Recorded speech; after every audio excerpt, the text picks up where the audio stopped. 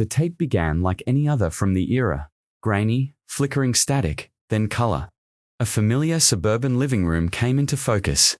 Beige carpet, wooden paneling, a couch that had seen too many years, and the haloron say hi, Emily. A man's voice behind the camera called out.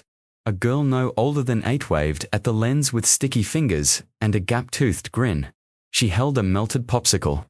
In the background, a woman stirred a pot in the kitchen, humming off-key. A teenage boy sat slouched on the armrest, tapping on a Game Boy. It looked normal, warm, even. But it was the kind of normal that Officer Claire Duval had learned to mistrust. She'd seen this footage before. In fact, she was the one who found the camcorder 8 years ago on the kitchen counter.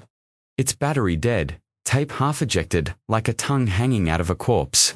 But back then, it was just another detail in a case with too many question marks and not enough blood.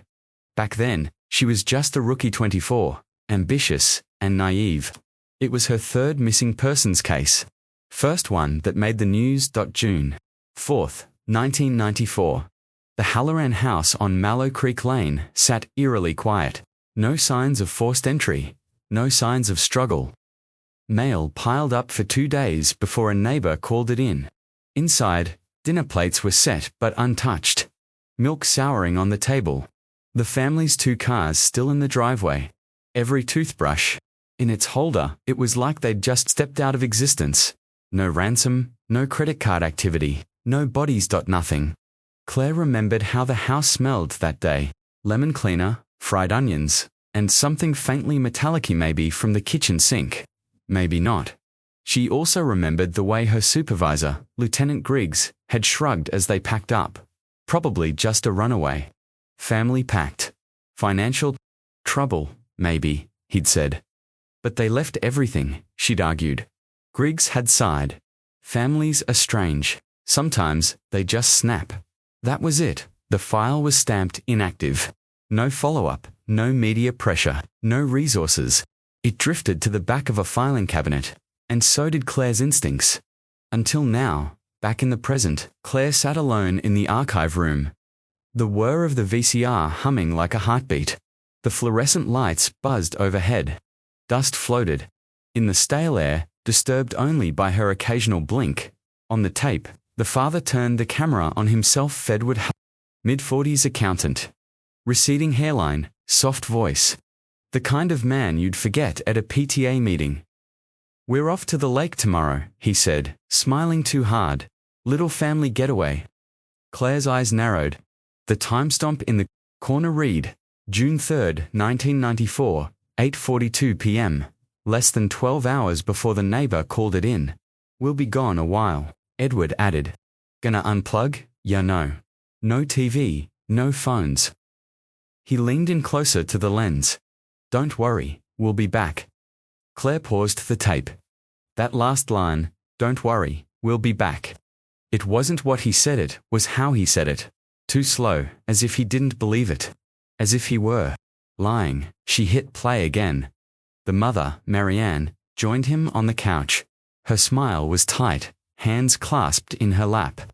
Her eyes kept flicking off camera, toward something or someone behind Edward. Then the picture wobbled. The camera shifted. As if the person holding it, likely Edward, had flinched. In the brief blur, Claire saw something strange. A shadow near the stairs. It moved too fast, too deliberate. She rewound frame by frame. There it was. Not a trick of the light. A figure, tall, male, wearing something green, military green, standing halfway down the staircase, watching the family from above, and no one reacted. At the tape ended shortly after that. Static, dead air. Claire sat back, goosebumps crawling down her arms. Her hands trembled slightly, not from fear, but from vindication. She knew something had been off, even back then, but she didn't have the rank, the leverage, or the voice to say it loud enough. Now she did. She popped the tape out and checked the camcorder's battery compartment. Something she'd overlooked back then. It clicked open with surprising ease. And there, taped beneath the battery, a second mini VHS. Unlabeled, her pulse quickened. She fed it into the player. More static. Then darkness. Then a sudden jolt. A dim hallway, heavy breathing. A voice whispering. He's downstairs. Don't make a sound. The image jerked violently, as if whoever was filming had been running. Then a scream. Claire flinched. The tape cut to black. She sat in the silence, her jaw clenched. This was no family vacation. No peaceful vanishing. This was a hidden and forgotten dot until now. She reached for her phone. Her fingers hovered above the contact list. Lieutenant Griggs. He'd need to explain a few things, and she wasn't that rookie anymore. She was going to reopen the case. The snow outside the precinct melted into a dull grey slush, pooling in boot prints and tire tracks, just like every February in Ashbridge. The world hadn't changed much, but Claire Duval had. She stood in the basement archives, arms folded, jacket collar turned up against the musty cold, staring at a stack of water-stained boxes dumped unceremoniously in the center of the room. Internal audit. The clerk had said, "Command wants to digitize everything, even the crap cases." Claire hadn't responded. She didn't need to. Her badge got her through the door. But it was curiosity that kept her rooted there. One of the boxes was labeled Halloran 1994, Unresolved VOL3. She hadn't come looking for it, but somehow, it had found her. She crouched down, brushed away the dust, and pried the lid open. Time had not been kind. The edges of the documents had curled, staples rusted, ink faded. There were copies of old photos, the Halloran family, smiling on their porch. The front of the house cordoned off with yellow tape. A blurry still from the original tape. She felt that familiar unease stir again, like something in her gut twitched, and then she saw it. The camcorder, same one from the kitchen counter, still intact, still scratched. The sticker on its side had long since peeled away. But Claire would have recognized it anywhere. She picked it up slowly. Like handling a sleeping snake. Someone had wrapped it in a plastic evidence bag, then labeled it in faded ink. Note content cleared. Bullshit. Her memory of the scream on the hidden tape was still rot-proof that whoever had logged it hadn't bothered to check beyond the surface. Claire looked around. No one. The archive clerk had wandered off, probably texting his girlfriend. Or microwaving soup. She tucked the camcorder under her coat and walked upstairs. Her office was tucked in the far corner of the second floor, small, cramped, smelled like coffee and regret. Claire locked the door behind her. She cleared her desk, pulled out an old portable player from the bottom drawer, and fed in the first tape again, the one with the last footage of the family. She watched it all over, frame by frame, the fake smiles, the nervous glances, the man in green on the stairs, and still, it wasn't enough. Something gnawed at her. The second tape, the one she'd found behind the battery 8 years ago, wasn't in the evidence box. Nowhere in the case file. Nowhere in evidence records. It had vanished. She leaned back in her chair, breath caught. Halfway between memory and fury. 8 years, no follow-up, no trace. What else had been buried? She rummaged deeper into the box. There was an old cassette tape, marked transcript, incomplete, Evan H. Evan, the Halloran son. 15. At the time of the disappearance, Claire froze. Everyone assumed Evan vanished with his family. But if there was a transcript, he must have been interviewed. Yet nothing about him appeared in the final report. Number 4. Fingerprints. No missing teen alert. Not even a school record. The transcript wasn't typed. It was a scrawled interview note, barely legible. He said he heard his father yelling around midnight. Said someone was in the house. Said it wasn't a burglar. Just him. Said his mum was crying in the basement. Then the tape cuts out. Kid ran. Claire's pulse picked up. The boy had escaped. She read the last line again. Kid ran. Why? Wasn't that in the file? Why did they erase him? She picked up her desk phone, dialing a number from memory. Records Division, came the voice. This is Detective Duval. I need a background run. Evan Halloran, born 1979, last known address, 18, Mallow Creek Lane. Mark it urgent. There was a pause. The clerk on the other end hesitated. I thought the Hallorans were a cold case. Yeah, Claire said, her voice low. So why does it feel like someone turned off the freezer? That night, Claire didn't go home. She stayed in the office, poring through every document from the Halloran file. Old evidence logs, door-to-door notes, even hand-drawn maps of the neighborhood. Every page screamed negligence or worse. Someone had wanted this family forgotten, and someone had made sure that Evan Halloran disappeared in more ways than one. Claire rubbed her temples. She hadn't chased ghosts in years. There were fresher murders to solve, cleaner cases to close. But this had always felt unfinished. And now, with the camcorder in her possession, and the boy's name back in the system, the case was breathing. Again, there was just one question left to answer. Where the hell was Evan Halloran now? Claire hadn't gone home in over 30 hours. Her office, dimly lit by a crooked desk lamp, was filled with static whispers from the old tape, rewinding and replaying like a haunted lullaby. The window panes rattled with the wind outside, but Claire didn't hear it. Her attention was locked on the flickering screen in front of her. She had watched the footage 3 times. Now, she was dissecting it frame by frame. There was something wrong. Off. In the first pass, everything seemed almost quaint. Edward Halloran joked about marshmallows. Marianne smiled, though her eyes rarely left the camera. Young Emily danced in circles with a stuffed rabbit, but now, under Claire's scrutiny, the warmth felt rehearsed. She slowed it down again. Edward handed the camera to his wife and walked off-screen. Claire paused. In the background, at the edge of the hallway, a figure appeared. Just a shape at first. She advanced the tape by 1 frame. The figure moved. Just slightly, enough to make out the sleeve. Green faded like an old military jacket. Claire leaned closer, breath caught in her throat. That same green coat had flashed in the background of the other footage. The hidden tape she remembered. From years ago, but this was different. This man wasn't filming. He was watching. Another frame. He stepped back into the shadows. Claire hit stop. The timestamp read 8:47 p.m. Minutes before the footage ended, no one had mentioned another person being there that night. No neighbors reported guests, no fingerprints besides the family's. And yet, there he was, Weiss. She fast-forwarded to the end again, catching the last lines of Edward's sign-off. "Don't worry, we'll be back." Claire paused. That line again. It scraped at her like sandpaper. She rewound it and hit play. This time, she watched Marianne's face instead of Edward's voice. Her jaw clenched. Claire slowed the frame. Marianne mouthed something just before Edward finished speaking, not to the camera, but to someone across the room. One word. Silent, blurred. Claire scribbled it on her notepad. Stop. Who was she saying it to? Claire ejected the tape and picked up the camcorder again. Something about it still didn't sit right. She tilted it in the light, studying the battery compartment, the grip, the screws.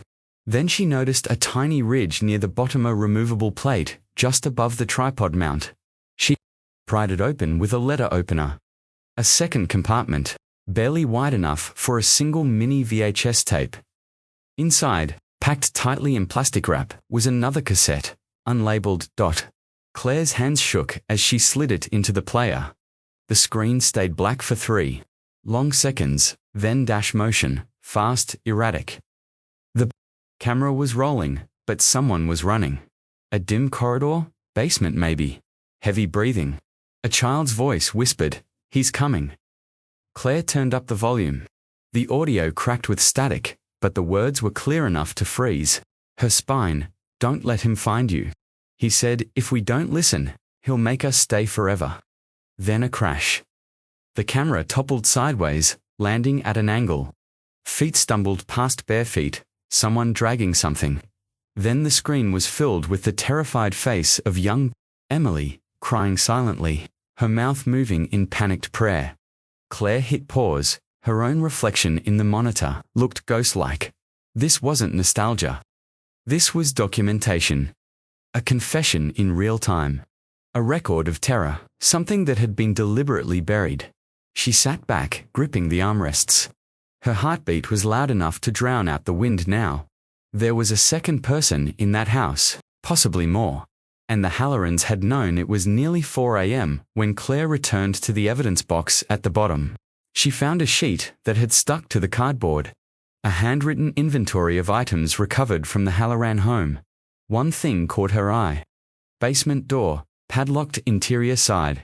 She hadn't remembered that detail before. Probably skimmed over it, distracted by the missing person's chatter. But now? She reached for the printed floor plan of the house. There it was, a basement, with only one listed entrance through the kitchen. If it was padlocked from the inside, how did someone get in? More importantly, why? She opened her laptop and searched. The old property records. The house had been sold 3 years ago to an out-of-state buyer. Since then, it had changed hands twice. Current owner, Jason Morrow, a contractor who leased it out as a short-term rental. Claire grabbed her phone and dialed the number. Listed on the public registry, it rang. Once, twice, then a groggy voice. Yeah, Mr. Moreau, Detective Duval. Ashbridge PD. I need access to 18 Mallow Creek Lane, the Halloran house. That's right, he sighed, now fully awake. Listen, if this is about the renters last month, it isn't. I need access today. Pause. Yeah, okay, he muttered. You can meet me there at noon. Just bring a mask. Place still stinks like mold. Claire hung up. She didn't plan to wait that long. At 6:30 a.m., the house sat silent under a layer of frost. The porch creaked under her weight as she stepped toward the door. Flashlight in hand, badge clipped to her coat. The key she still had from the original case no longer worked.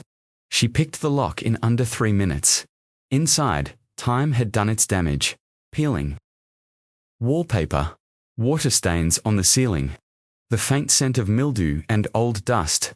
She stood in the same kitchen from the tape. The same one where a family smiled for a lie she turned. The basement door stood, exactly where it always had. Claire stepped toward it. Her fingers brushed the knob. She felt it before she saw it, a breeze, faint, cold, coming from behind the door. And something else, a smell, something old, something wrong. The handle was cold, colder than it should have been. Claire pressed her hand against the old brass knob of the basement door, feeling the faintest resistance, not just from rust, but from something deliberate. Something that wanted to stay shut. The hinges groaned softly as she turned it. Locked. Of course it was. She knelt, flashlight wedged under her arm, examining the lock. It wasn't the original. The new one was modern, drilled in from the inside. Its edges scarred from forced torque like someone had once tried to pry their way out. She stood slowly, breath held, eyes scanning the kitchen for tools. A half-rusted butter knife on the floor, a broken curtain rod in the corner. Not helpful. She needed force. Claire stepped outside and returned minutes later with a pry bar from the trunk of her cruiser with a sharp grunt. She jammed it under the doorframe and leaned into it. Muscles straining against years of pressure and neglect. Dust drifted from the molding as the wood began to crack. Bop, pop, the frame split. Just enough. Claire reached for the handle again, and this time, it gave. The door swung open with a long, reluctant whine, and behind it, darkness, not just shadows. Real dark. Heavy and thick and waiting. Claire clicked on her flashlight. A concrete stairwell led downward, steep and narrow.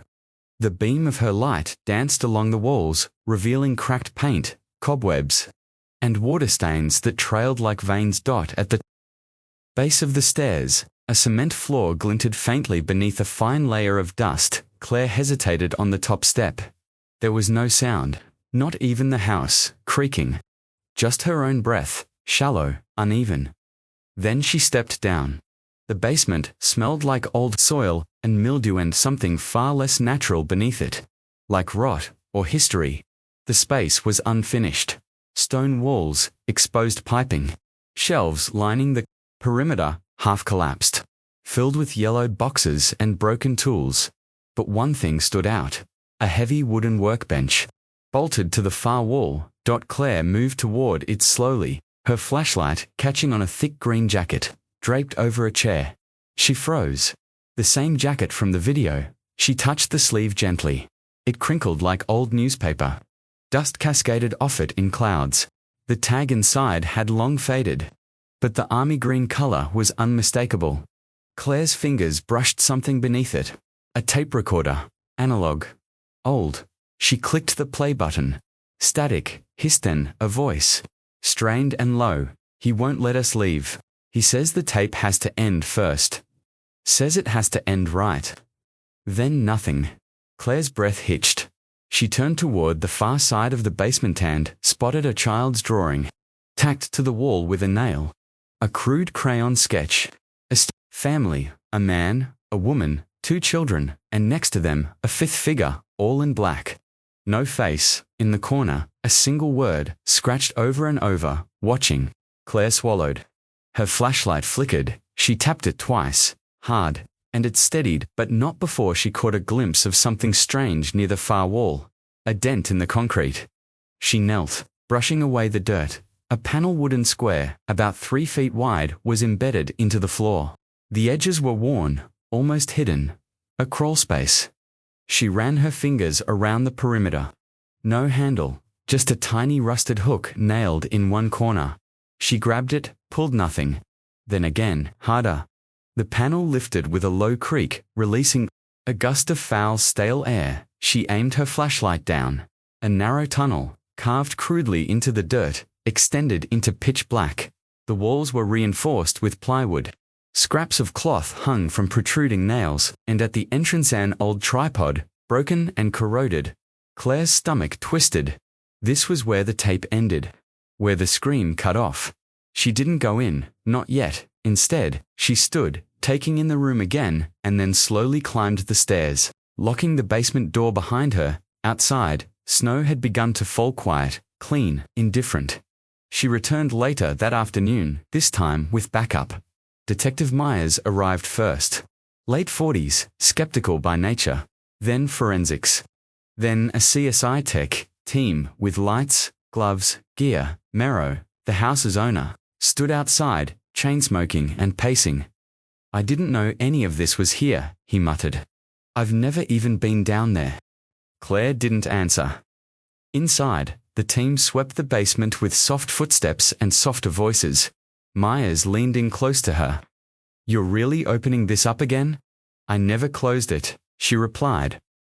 The forensics lead Carla called. "Over, detective. You'll want to see this." Claire followed her to the crawlspace. Carla gestured toward the dirt tunnel, now widened with shovels and gloves. "We found something wrapped in plastic." Claire's throat tightened. Within minutes, they unearthed it. A small, decayed teddy bear, half melted by moisture. Next to it, the remains of a child's shoe pink, with a butterfly patch. Further down, bone fragments, human, burned. They marked the area, photographed it, and began extraction. Claire stood in silence. This wasn't just a missing persons case. Anymore, it was a crime scene, and buried in that soil, in that house, under 8 years of silence, was the first hard truth she'd held in her hands since this nightmare began. Later, standing on the porch, Myers turned to her. "So what now?" Claire didn't hesitate. "Now, we find out who that 5th figure was." She looked out across the snow-covered lawn, eyes narrowing. "And we find Evan Halloran." It took less than 24 hours for the lab to confirm what Claire already knew in her bones. The bone fragments belonged to a child under 10 years old. Likely female. DNA wasn't fully extracted yet, but the teddy bear and pink shoe left no room for doubt. Emily Halloran never left that house. Neither did her mother. Claire hadn't told the press yet, not until she tracked down the one person still alive who might know why. His real name had died with the case, but his new one, Evan Jacob Wells, was registered in the DMV database in Oregon, 3 states away, under a changed social number and foster file flagged, sealed by court order. Address: a cabin in Clatsop County. No phone, no job history. Off-grid, he hadn't disappeared. He'd been erased. Claire flew out that night. The forest was thick, cold, and hushed when she pulled off the gravel road onto a winding dirt trail. The cabin came into view, slowly tucked between pines, its roof patched with sheet metal and moss dot. She knocked once, then again, no answer. She circled to the back. A faint light was on inside, flickering like firelight. A generator hummed nearby. A car out front dusty, but used home. Evan, she called out, voice firm, or should I say, Jacob. A long pause, then the door creaked open. He stood in the frame, taller than she remembered from the photos. Late 20s now, hollow cheeks, eyes like bruises. He didn't speak. Claire raised her badge. Detective Duvall. I'm not here to arrest you. He stepped back without a word, letting her inside. The cabin was bare wooden floor. Cat in the corner, a cast iron stove glowing in the hearth. Books everywhere, stacked in uneven towers. And in the center of the room, an old CRT TV, hooked up to a VHS player. Claire's eyes darted to the stack of tapes on the table. Home movies. He caught her glance. I only kept the ones before, he said finally, voice hoarse. Before the night it happened. She didn't sit. She didn't offer comfort. I've found your mother and sister, Claire said. His face didn't change. In the basement. Crawl space under the floor. We found the bear. A single blink, I ran, he whispered. I know. I should have gone back for them. You were 15, you were scared. He turned toward the fire, wrapping his arms around himself. Like a shell, I saw him that night, he said quietly. Claire waited, he wasn't supposed to be there. We didn't invite him, he just started showing up a few months before. Said he was an old friend of my dad. Called himself Uncle Matt. Claire's spine straightened. That name Matt wasn't in any of the original interviews. No mention of a close friend, no photo, no contact. What did he want? Evan shook his head. I don't know. He brought gifts sometimes. Flashlights, pocket knives, army stories. Did your dad owe him something? No, but my dad, he changed, started drinking more, fighting with Mum. Emily had nightmares almost every night. She said the man in the green coat watched her sleep. Claire felt her pulse kick. The tape, Evan continued, was supposed to be a goodbye video. My mum wanted to leave him. That trip to the lake was never real. She packed our stuff behind his back. But the day before we were supposed to leave, he found out, and Uncle Matty didn't let her go. Evan's voice cracked. He said the family had to stay together forever. Claire stepped closer. Why? Didn't you tell anyone? After you escaped. I tried, Evan said. I walked to the highway, got picked up by a trucker, told the police what happened. Next thing I know, some guy in a suit tells me I'm going into protective custody. New name, new life, no investigation. They said it was too dangerous. Said I imagined it. Said the basement was already cleared. But I knew they didn't check it. Claire sat down across from him now, eyes locked. Do you remember what they looked like? Evan reached for a drawer and pulled out a torn photograph. Half burned, it showed Edward Halloran and another man standing outside the house, beer bottles in hand. The other man wore a green army jacket, smiling. Is that him? Evan nodded. That's Matt. Claire took the photo gently. Do you know his last name? No, Evan said. But he had a patch on the jacket, said 68th Infantry, or something like that. I don't remember. Claire pocketed the photo. I need your help, she said. We're reopening the case. This time, for real. Evan looked down at the floor. You think he's still out there? I think someone went to a lot of trouble to make sure he was never found. He didn't respond. Claire stood. I can protect you now, she added. But I need your statement. Your story, officially. After a long silence, he nodded. I'll go back, he said quietly. I'll tell them everything. The flight back to Ashbridge was quiet. Evan sat by the window, headphones in, but no music playing. Claire watched him more than once. He didn't sleep. The moment they landed, she called Myers. Get everything. We have on a man named Matt, possibly military background. Known to Edward Halloran, possibly involved in surveillance or black ops. Start with Army records, cross-check with missing persons between 89 and 94. Myers didn't ask questions. Back at the precinct, Claire sat Evan in a private interview room. Lights dim, door closed, no cameras yet. He looked up at her once. "If I tell you what I saw, you won't believe me. Try me," she said. And then he started. By the time he was done, the sky outside had turned charcoal grey. He told her about the night the tape was made, about the shouting, about his father locking the basement from inside, about his mother's voice pleading.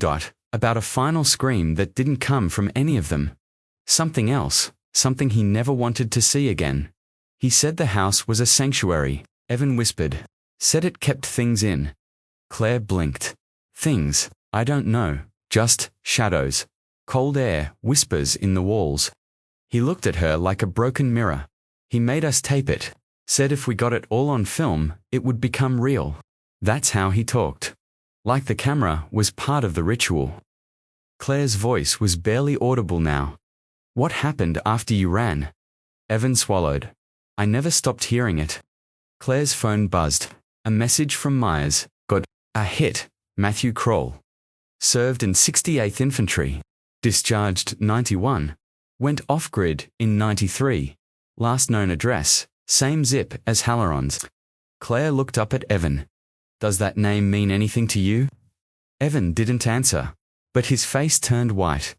The name echoed in Claire's mind long after. The line went dead. Matthew Kroll. A ghost of a man. No social footprint. No employment history. Discharged from the military in 1991. Vanished in 1993, just 1 year before the Hallorans disappeared. And somehow, not a single mention of him in the original case file. She sat at her desk, the burned photo Evan gave her resting beside her. Keyboard, Edward and Matt. 2 men grinning like lifelong friends. Bottle caps scattered at their feet. The photo's edge was charred, curling inward like a secret trying to fold in on itself. Claire enlarged the image on her scanner, digitally cleaned it up, and zoomed in on the patch on Matt's coat. 68th Infantry, she cross-referenced it against military databases, but everything on Kroll past his discharge was redacted. A wall of black bars. Classified, stamped over multiple lines. Either he'd pissed off the wrong people, or he'd done something they didn't want anyone to know about, or both. Claire leaned back in her chair and stared at the corkboard. At the names, the dates, the photos. And at the grainy screenshot from the original tape, the man on the stairs, still just a shadow. But now, it had a name. She pulled up the tape again and froze it on the hallway scene. There just for a second a glimpse of that same green jacket. The same left sleeve, with the frayed cuff and faint stripe, half obscured, but distinct now that she knew what to look for. He wasn't watching the family from upstairs, he was guiding them. She moved to the footage from the hidden tape, the one taken in the basement, the one with the whispering and the panic, the screams, the shadows, frame by frame. She slowed it. In one blur, there it was again, that jacket. Standing just outside the flashlight beam, watching the camera. Still waiting, she called Myers. Need you to cross-reference any military discharge? Reports from 90 to 94 that mention the 68th. Focus on Oregon and Pennsylvania residents.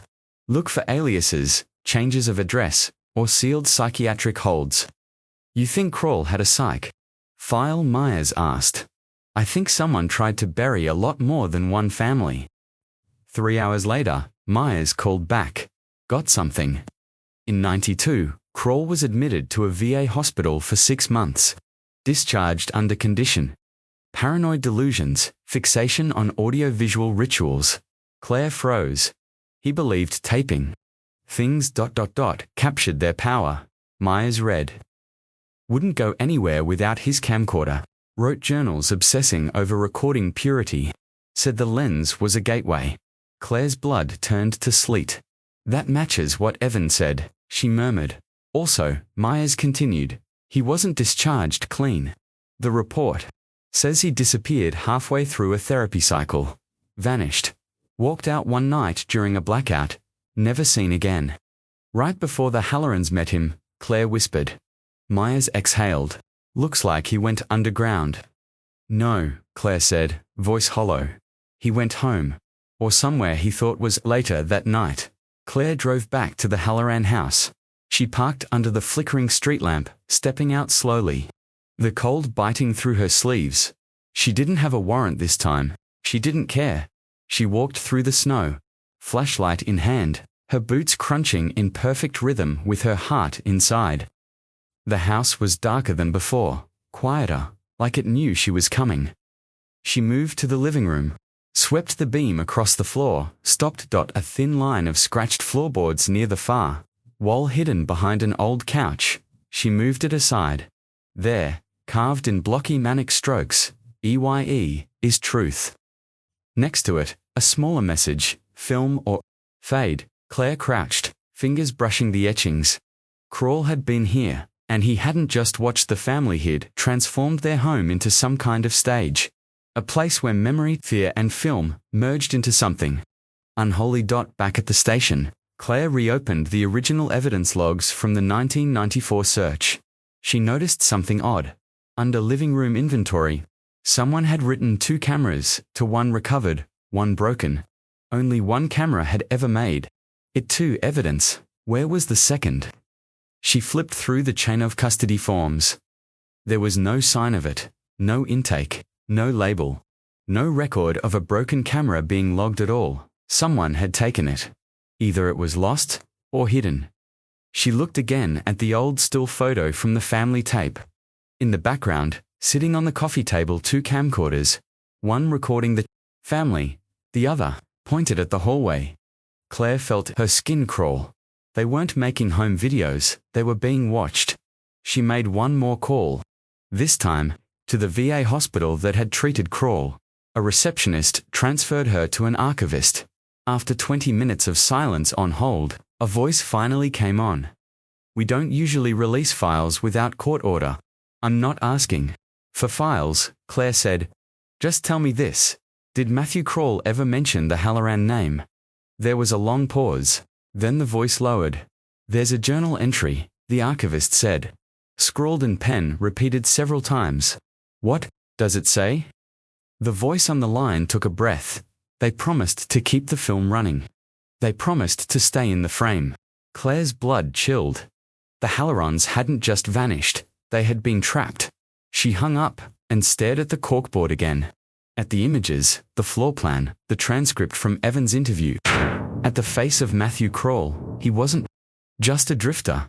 He was a director of something dark, and the camera had been his weapon. She texted Myers one line. Get me the footage from every VHS found in that house. I want every frame digitized by morning. Then she circled 2 names on the board. Edward Halloran and Matthew Crawl, drawn together, one dead, one missing, but both still playing a part in whatever twisted story had been recorded in that house. The deeper Claire dug, the less she found, and that, more than anything, terrified her. The old case files were full of holes, not mistakes, not oversights, but intentional absences. Reports missing entire pages. Interview transcripts referenced but nowhere in evidence. Lab results cited, then never filed. It wasn't sloppy. It was deliberate. Someone had taken a scalpel to the truth. She stared at the Halloran files spread across her desk. The original evidence log had once listed 42 entries. Only 27 were present now.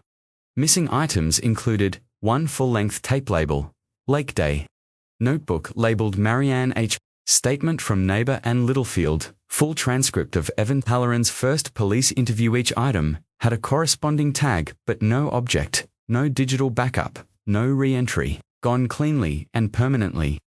But someone had left a trail. Claire logged into the department's secure archive. Only detectives with supervisor clearance could alter report logs. Back then, that meant Captain Raymond Keene, her former boss. He retired in '98 after nearly 30 years on the force, took his pension and moved upstate. Claire hadn't spoken to him in over a decade. But the more she reviewed the Halloran file, the more it screamed his fingerprints.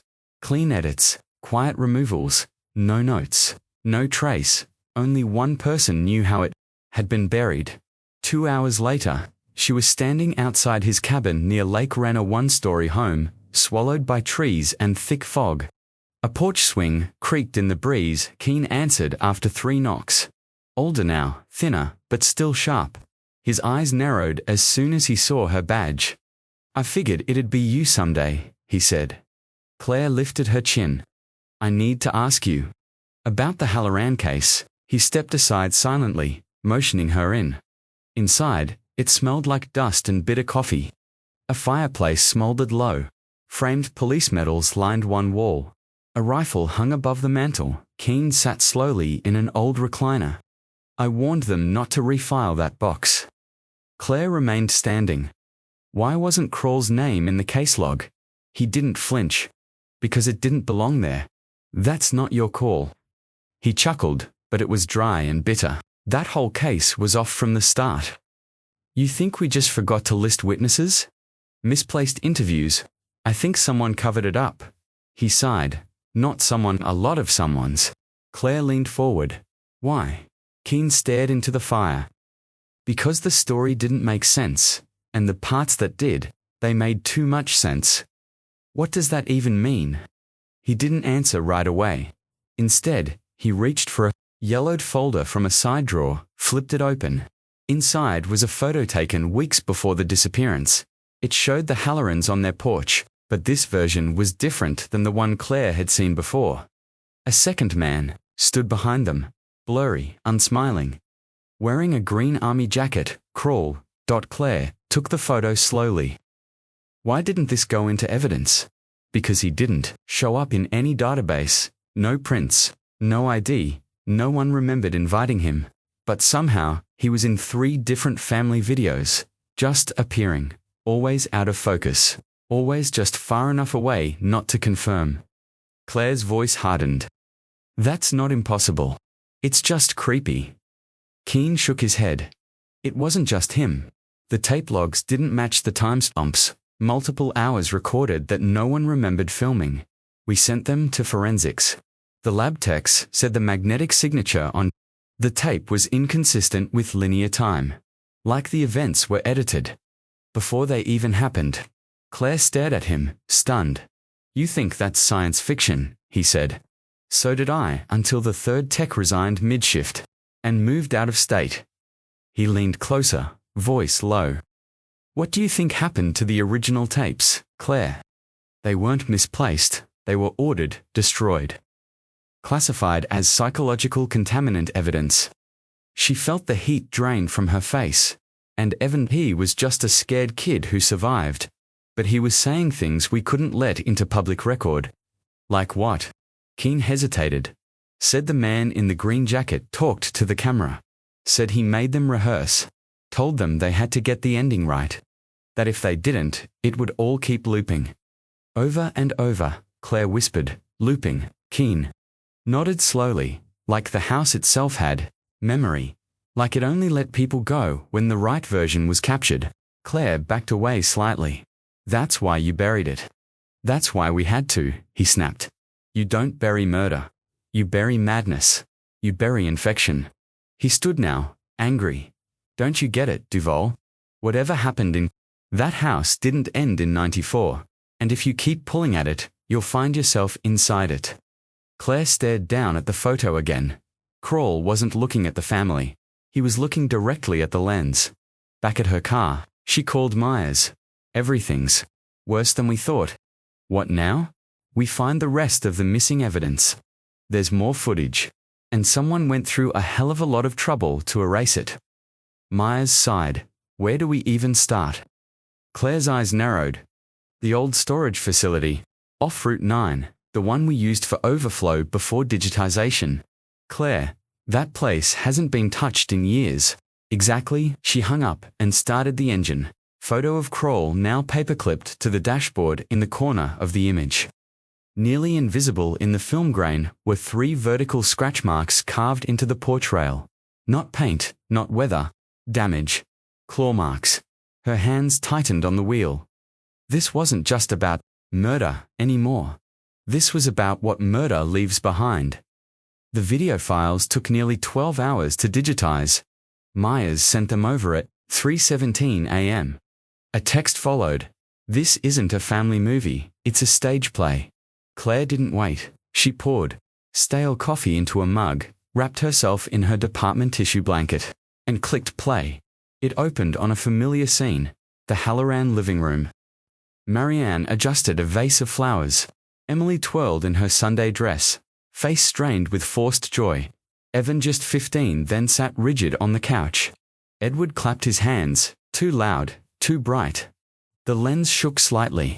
The camera operator likely, Edward was breathing heavily. "Places," he said with a strange cheer. "We'll take it from the top." They froze in tableau. Then Marianne smiled wide and naturally wide. "We're the Hallorans," she said. "And we're so happy you're here." Something in her eyes betrayed her, not joy, not fear. Resignation. Claire leaned in. 30 minutes into the tape, it looped. Not digitally, in the actual footage, same scene, slightly different positioning, but something was wrong. Edward's shirt was now stained faintly like sweat or blood. Marianne was trembling. Her voice cracked. "Where the hell?" she said again. And was so happy she broke. The tape jerked violently. A hand slammed down onto the camera. Edward's voice snarled off screen. "We do it again, from the top, or no one gets out." Claire hit pause. Her chest felt tight, not from fear, from grief. These people hadn't just been murdered, they'd been manipulated, directed, used, that afternoon. She drove to a small townhouse near the edge of the old Ashbridge district. The neighbor from the original report, Anne Littlefield. Name redacted in the file. But Claire had tracked her through property records and voter rolls. She answered the door, cautiously early, 60s. Tightly wound, the kind of woman who still ironed her curtains. "I told the police everything back then," she said sharply. "No, you didn't," Claire replied. "Because someone made sure your interview disappeared." Anne's jaw clenched. After a moment of internal wrestling, she stepped aside and let Claire in. The house smelled like lemon polish and nervous. Memory. Anne sat on the edge of a flowered love seat, fingers tightly knotted. Marianne was a lovely woman, she said softly.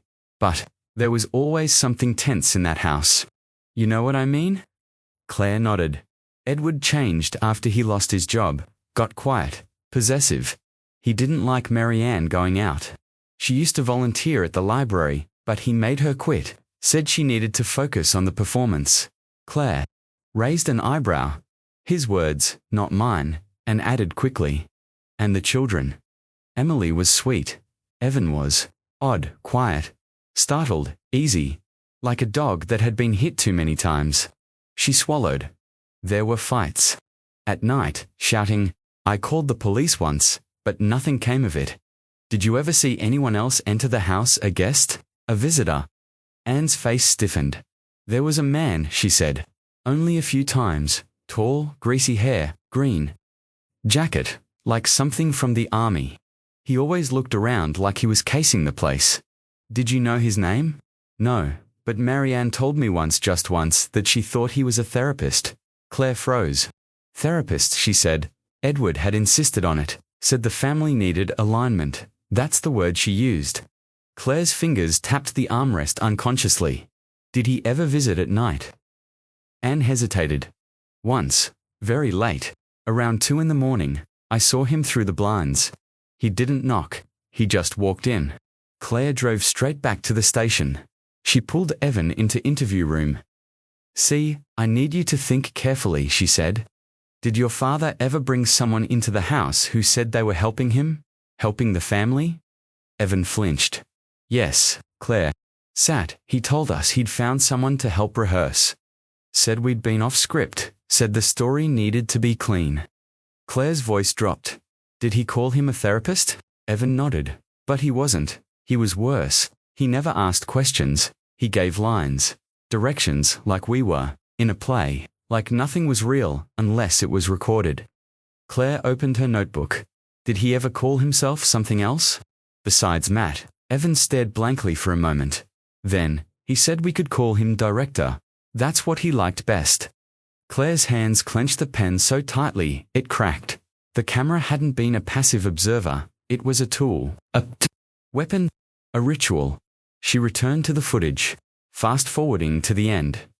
The final scene showed the family sitting on the couch, all four of them silent, exhausted Emily, holding her rabbit, eyes wide with terror. Then Edward looked straight into the camera. We're ready to go now. This is the right version. This one ends at then black dot, not a fade.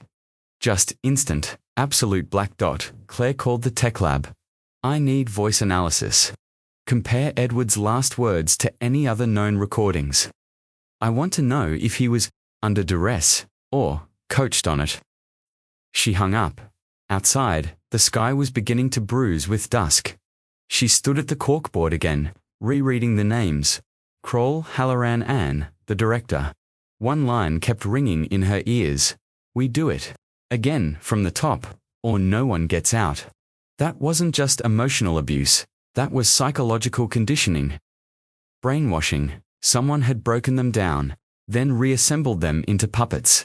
And somewhere, in the middle of all that filming, someone else had taken control. Claire looked back at Evan's transcript. One line she hadn't paid attention to until now. There was a locked door at the end of the basement tunnel. I don't know what was behind it, but he said that's where the raw footage stayed. She grabbed her keys. There was one part of that house they hadn't opened. Getting the records meant crossing a line. Claire didn't hesitate.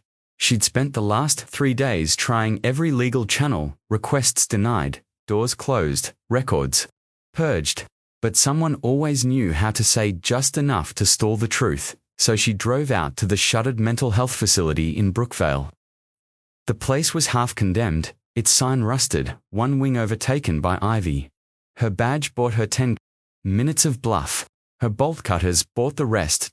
Inside the file room was a graveyard of stories no one wanted to read. She found the Halloran folder, misfiled under E. Holmes. Likely an old clerical trick to keep it hidden. She flipped it open. Under the flickering light of her phone, the first entry was dated August 7, 1993. Session notes by Dr. Paul T. Marsh. Family therapist. Client appears emotionally distant. Mother reports recent increase in domestic tension. Father dismisses claims as dramatics. Children silent. Advised continued sessions. The notes grew darker with each page. Edward insists the children must learn their roles. Marianne privately disclosed fear of husband's temper. Claims he won't let her sleep unless she gets her lines right. Emily cries during sessions. Refuses to speak when Edward is present. Evan reports seeing shadows moving in the hallway. When asked, he says, "The director told me not to talk." Claire's hand trembled slightly. She turned to the final session. Log. November 5, 1994. The entry was short. Session terminated prematurely. Edward became agitated, accused Dr. Marsh of sabotage. Children did not speak. Marianne attempted to pass me a note when Edward looked away. He noticed, took the paper. Session ended immediately. The next page was torn out, not missing, ripped. Claire stared at the jagged edge, then back at the last few sentences. Marianne had tried to reach for help. Someone had stolen her voice before she could.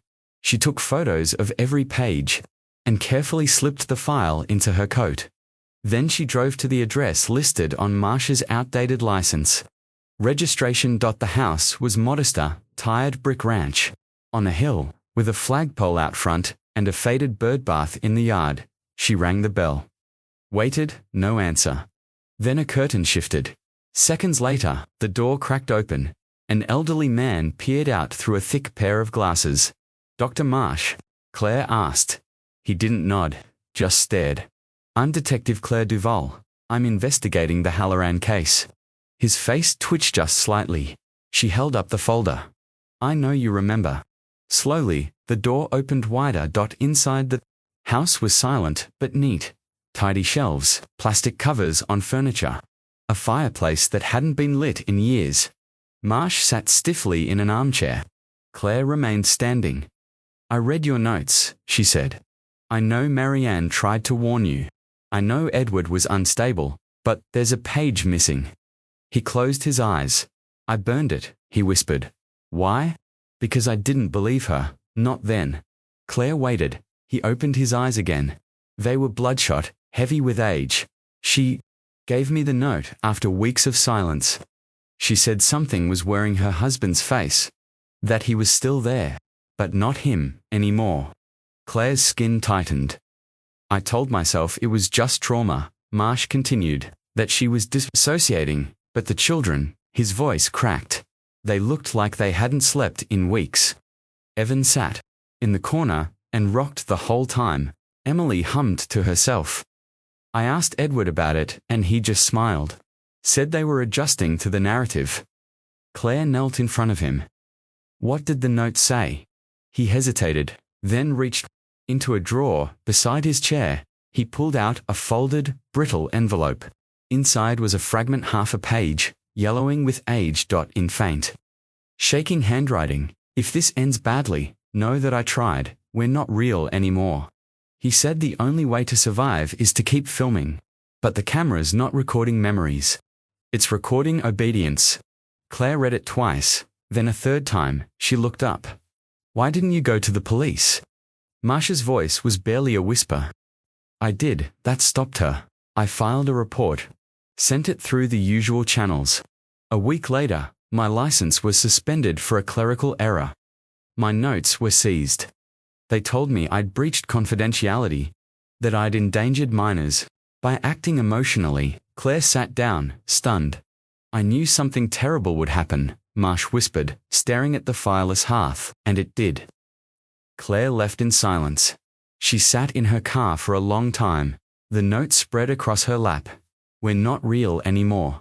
She drove straight back to the precinct. No music. No calls, only thoughts.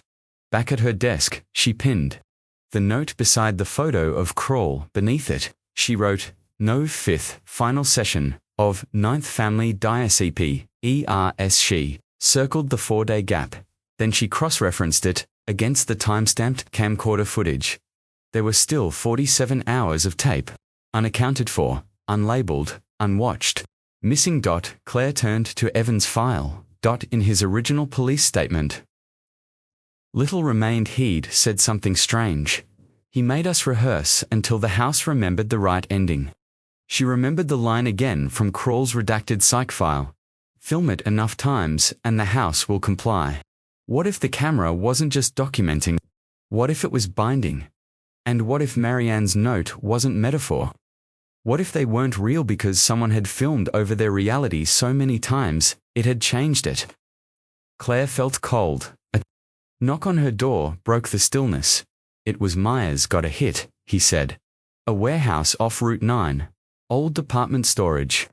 A locked metal case labeled H199 for exhibits. Claire stood instantly. What's inside? No idea. The key's missing. But the inventory list, it mentions a tape. He handed her a sheet. At the top, exhibit number 31, Halloran, director's cut VHS. Claire grabbed her coat. I want it opened tonight. Myers nodded. You think this is the missing piece? She didn't answer, but her silence said everything. The crawlspace wasn't on any blueprint, not the original zoning permits, not the renovation diagrams from '89, not the structural survey filed when the Halloran house was put up for auction, but it was there behind the false wall. And once it was opened, everything changed. Claire stood in the Halloran basement, flashlight in hand, breathing in the rot of decades. The house felt colder now, hollow in a way it hadn't before. She watched as the forensic team dismantled the wall panel by panel, revealing a narrow tunnel no wider than a coffin. One of the officers shivered. It's not on the records, I know, Claire said. Her voice echoed in the cement chamber. That's why we're here. The wall gave way to a tight opening, dirt-packed, suffocating. Just large enough for someone to squeeze through. If they really wanted to hide something, or someone. The crawlspace ran 11 feet back. Near the end, the walls widened slightly. Someone had hollowed out a pocket of spacer chamber. Claire knelt by the opening, shielding her nose from the mildew inside. The light caught on charred fabric, burned ribbons, the twisted remains of a rusted tripod, and what looked like melted plastic, half a camcorder casing, fused into the dirt floor. Then dash just beyond that bone. Small. Delicate. Human. Back at the station. The coroner confirmed what Claire already suspected: female, adult pelvis. Also a juvenile humerus, likely a child under 10. Fire damage is extensive, but DNA extraction is possible. Claire exhaled slowly. Can you run it against Marianne and Emily Halloran? The coroner's face said it all. 2 days later, the results came back. Positive match. Marianne and Emily had never left the house. Not in 94. Not ever. The revelation shattered the case wide open. What had once been treated as a simple disappearance, an unexplained vanishing, was now undeniably a double homicide. Edward Halloran was officially recast. Not a victim, not a missing father, a suspect, and maybe something worse. Claire stood in the evidence room, staring down at the burned remains of the tripod. Even melted, it bore the Halloran initials carved into the Bash 1992. This was his. He'd filmed them with it. Filmed their rehearsals, filmed their breakdowns, and finally, maybe filmed their deaths. Myers joined her. We've rescanned the rest of the property, he said. No other tunnels. But get this, the false wall. In the basement, constructed with nails manufactured in a discontinued batch from 93. Claire raised an eyebrow. So it was sealed after they disappeared. Looks that way. Which means someone came back. Or, Myers said carefully, they never left. Not all of them. That night, Claire reviewed the remaining camcorder footage. She focused on the frames showing Emily and Marianne. They looked thinner each time. Paler. Emily stopped dancing. Marianne stopped smiling. Then they stopped appearing altogether. Claire cross-checked the timestamps. The last time both were seen on camera was October 28, 1994, 12 days before the official missing person report. After that, every family video was just Edward and Evan. Pretending, smiling, saying lines like, she's upstairs getting ready. Emily's sleeping in. Don't go down their basement, lights out. Claire leaned back in her chair, stomach turning. They hadn't disappeared, they'd been written out. She dialed Evan. He answered on the second ring. I saw the news, we found them. Silence then. I knew. Did you? He swallowed. Audibly, not at first, but later. I heard things. Behind the wall, scratching, crying. Claire's throat went dry. Why didn't you say anything? I thought it was part of the story, Evan whispered. He told us the camera had to finish what it started. That we couldn't break character. Claire closed her eyes, and when your mum and sister were gone, he said they were out of frame. That we had to respect the frame. Later that night, Claire returned to the crawlspace. She stood alone in the dark, the forensic tape still fluttering near the entrance. Her flashlight beam swept across the burned items one last time. Then it landed on something she hadn't noticed before, a small metal object embedded in the dirt. She reached in and pried it loose. It was a keythin, rusted, stamped with a faded logo, Wolf Storage Units.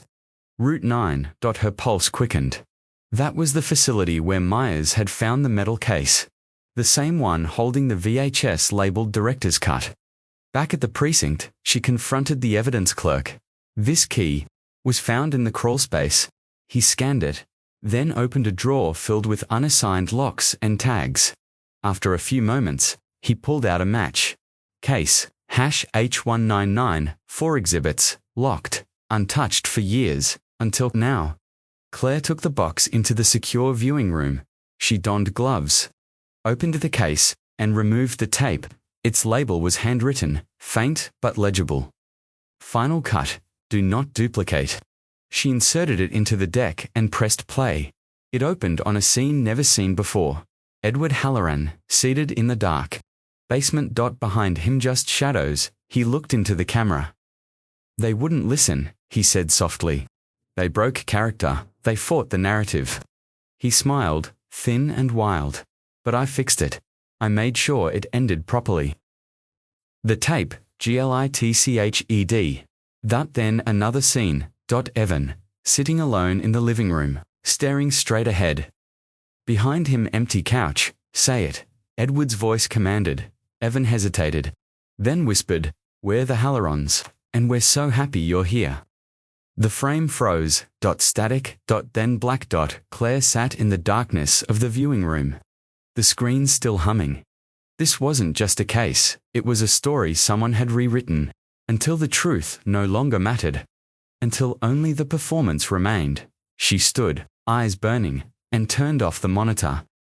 Somewhere out there, Crawl was still unaccounted for, and Evan, whether victim or accomplice, had more to answer for. It wasn't labeled, no markings, no timestamps, just a battered VHS in a cracked case, found wedged deep in the back corner of the crawlspace, burned at the edges, warped with age. Yet somehow, it had survived. Claire held the tape like it was something radioactive. In a way, it was decades of grief, madness, and loss, sealed inside magnetic film. She didn't watch it in the precinct. Didn't trust the building the walls, the eyes that might be watching. Instead, she took it home. 2:16 a.m., she sat on the floor of her living room, feet tucked beneath her, mug of untouched coffee beside her, television humming static. She inserted the tape into the last working VHS player she owned and pressed play. The screen flickered to life. Basement. Low, flickering light just enough to cast long shadows. The frame was tilted, as if the camera had been propped on something. Unstable, a faint hissing, like air escaping from lungs. Then Edward Halloran. He stepped into frame slowly, shirt stained, hair limp with sweat. His face was slack, the smile mechanical. His eyes, though, were wide and restless, searching the dark edges of the frame like he expected them to move. "This is the final take," he whispered. "The last reel. The closing shot." He sat directly in front of the camera, a deep breath. "I did everything they asked." A pause, his face twitched. "At first, it was just about capturing us, keeping the good moments. That's what I thought. That's what I told them. But it changed. The director said the script needed balance. That to preserve something pure, we had to suffer first." Claire's heart beat louder in her ears. Marianne stopped believing. She stopped smiling on cue. Emily wouldn't say her lines. "I warned them. I told them this would happen." He looked off-screen toward something, or someone unseen. "I just wanted my family to stay together." His voice cracked. "You don't get it, do you? If they're filmed, they're real, forever. They can't leave, the tape holds them." Claire's breath caught. "I caught the best of them before they broke, froze it in time. They're happy in there, smiling. We're whole." Then quieter, barely audible, "And Evan, .. He obeyed. He always obeyed." Edward looked directly into the lens now, unblinking. "You can judge me if you want, but the tape doesn't lie. The tape never lies." He leaned closer. "Remembers us better than we ever were." Then silence. Long, breathless silence. Edward stayed still, like a statue. His eyes glazed. The smile gone. Then, slowly, he stood up and moved out of frame. A faint dragging sound. Then a soft voice, Marianne's, muffled, distorted. "Edward, please, .. Don't." Then a rustling, a high-pitched Ed Cremelli, then a click, not a gunshot. Not a scream. Just a click. And the screen went black. Claire stared at the television. Frozen, not a single frame of violence, no gore. Just the implication, the heaviness of what wasn't shown. The horror lay in the restraint. The story Edward left behind was incomplete, fragmented, but emotionally surgical, and he'd made himself the narrator of his own nightmare. The phone rang. Claire jumped. She answered with a dry throat. "Duval." It was Myers. "We tracked Crawl." She sat upright. "Web Detroit, under an alias, name's James Lauren, but facial match hit at 94%. Lives in a trailer on the edge of a storage yard." Claire was already grabbing her jacket. "We're leaving tonight?" "No, you are. I already booked you on the 6 a.m. pause. I'm not going with you." Claire blinked. "Why not?" Myers sighed. "Because this whole thing, it's bigger than a cold case, bigger than anything we've handled.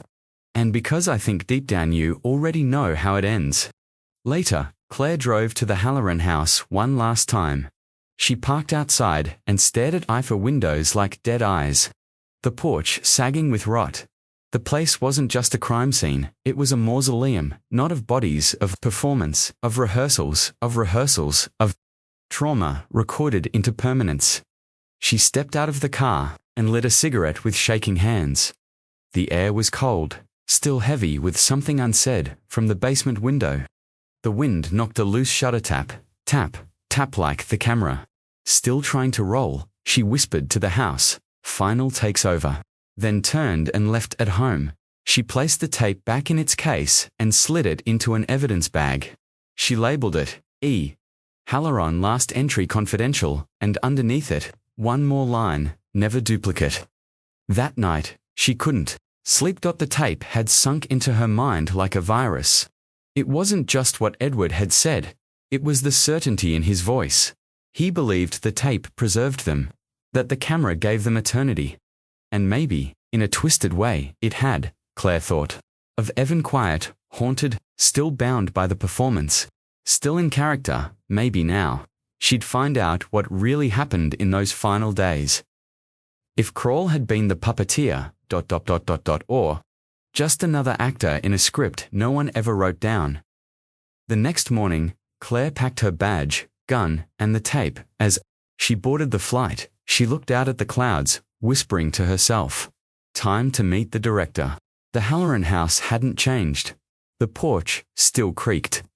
The shutters still hung crooked, and the air still carried that dense, heavy silence like the house had stopped breathing the day the cameras stopped rolling. Claire stood at the gate, arms folded, watching the figure make his way up the sidewalk. Evan Halloran, older, quieter, wearing the same faded green hoodie he always seemed to wear. Like a shield he couldn't take off. He stopped at the foot of the porch, staring up at the front door.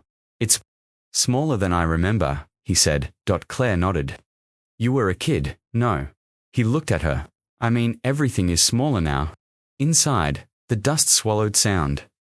The air was sharp with mildew and something deep-rolled grief. Maybe Claire let Evan lead.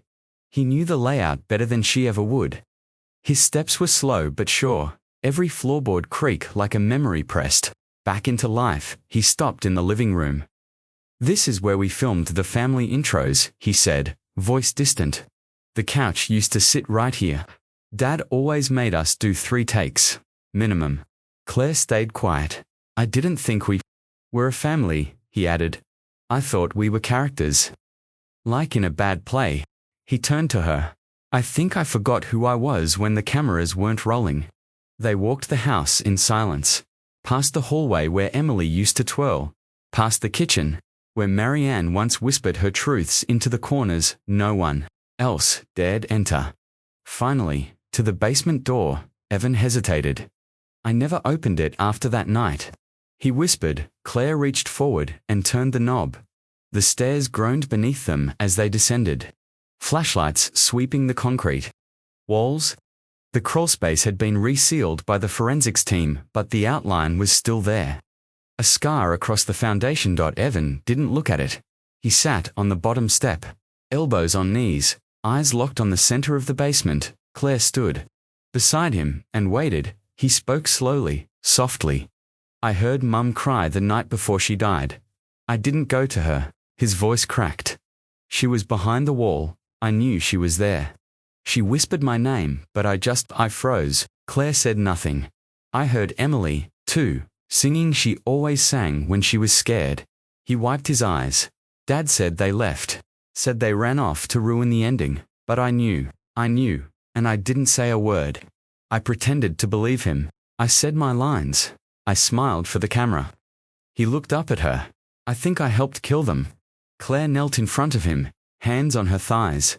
You didn't kill them. I didn't stop it. You were a child. He shook his head, hollow. I was old enough to know wrong from right. Old enough to hear the truth through the walls.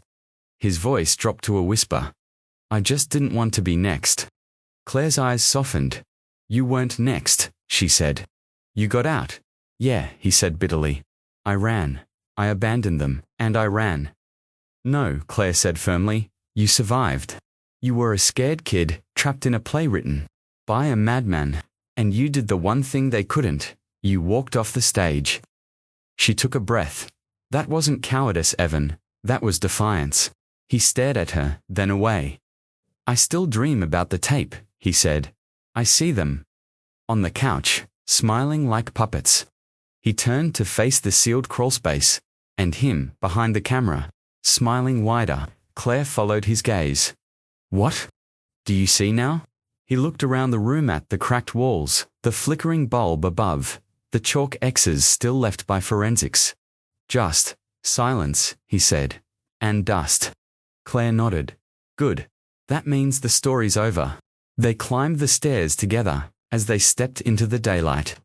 Evan stopped at the doorway and turned back. Do you believe in ghosts? He asked. Claire squinted at him. In what sense? I mean, do you think houses remember things? That they hold on to pain long after the people are gone? Claire glanced back at the shadowed hallway. I think people haunt themselves more than places do, she said. You're not stuck here, Evan. Not anymore.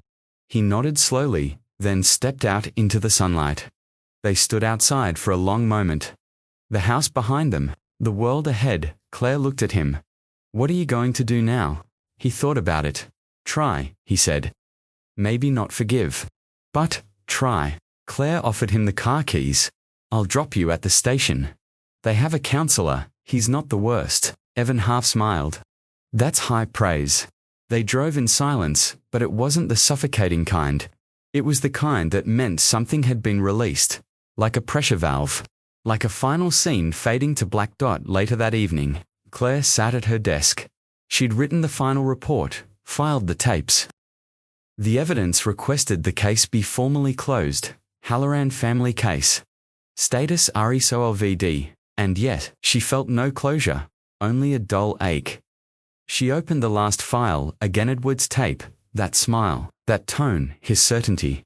She replayed his final words in her mind. The tape never lies, but it did. Because the tape only showed what he wanted the world to see. The real truth had been buried behind the walls. Inside the silences. In the corners of a boy's memory, too afraid to speak, until now. Claire closed the file. She turned off the light, and as she left her office, she whispered under her breath, "They're free now."